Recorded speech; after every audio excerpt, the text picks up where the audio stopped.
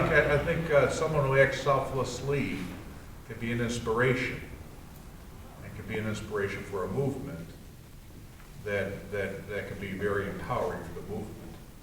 What's going on here is actually part of a series of teach-ins and trainings that we've been doing for people at Occupy Chicago and the general public. So the topic for today is actually power and self-interest. So these are two very basic ideas in community organizing. And so, yeah, this training is meant to be sort of the very basic fundamentals of community organizing, introducing people to these core ideas. We have an education committee that actively invites speakers to come over to talk to people about various topics, ranging from like the financial industry to like the history of capitalism, to issues like race in Chicago. I think anybody who manages to make themselves enough of a public figure to inspire somebody else had to have had a certain amount of ego, a certain amount of sense of self, they probably amassed a certain amount of power. You know, Martin Luther King was willing to make a sacrifice. He knew he was going to be shot. For this evening, it's going to be a normal evening. We're planning on having a general assembly at around 7:20. At 7 o'clock, as usual, we're going to march over to Grant Park by the Bowman statue to hold our general assembly. And at the General Assembly, people will bring up announcements about events that they think people ought to go to. People will talk about their general perspectives, about what's going on in the movement. People will also present proposals that the General Assembly can vote on. Yeah. The drumming, essentially what it does is it keeps spirits up. You know, we're all out here for a cause, and you know, we have the General Assembly, we have other ways of communicating ideas. The drums for us is just more communicating that energy and that sense of, yeah, we're all here together. We start off the first day with about 6 people. Very quickly, the General Assemblies had 100 people. Right now, we're getting 200, 300. During the past 2 Saturdays when we had mass mobilizations, 3,000 to 4,000 people showed up. So it's grown considerably in numbers. We've become much more organized. We have over 10 to 20 committees, each of which probably have about 30 members. All of these committees are tasked with various responsibilities. We have a press committee that takes in all press requests, writes up press releases, and distributes them to various media sources. We have another group that manages the social media. We have a group that plans direct actions. We have a group that does outreach with the general public. We have a group that's devoted to outreach with labor organizations.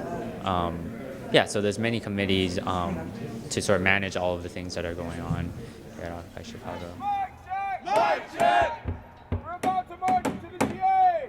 We're about to march to the GA! It's on Michigan in Congress! It's on Michigan in Congress! Yeah, Jack and Colette, and we're here because we believe change has to occur. You know, that the bottom 99% are being shafted by the system. That's why we're out here to show our support and advocate for some political change. Hello, my Occupy Chicago family. Hello, Occupy Chicago family. I also have our notes. From the trip to DC. Every General Assembly has a process of communication. There are different signals that we use. So when you are wanting to approve something, it's this. Spirit fingers. Yay. When you're on something, it's middle ground. When you're really not liking what somebody's saying, you don't agree, it's spirit fingers down. 7 million jobs. So here now what we have is a stack line.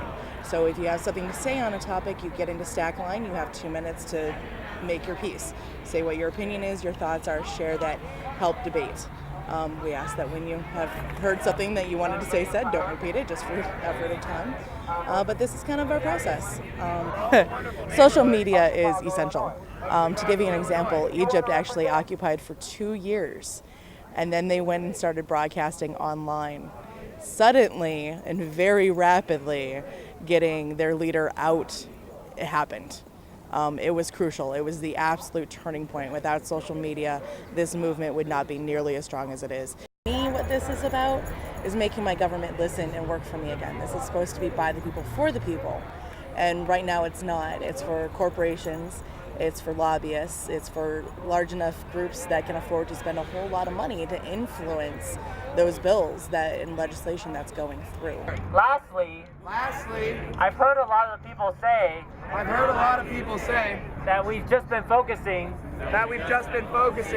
on taking the horse. But that's not what we're all about. We're here to win back the rights of the 99%. So I encourage everyone to think about how we can do that.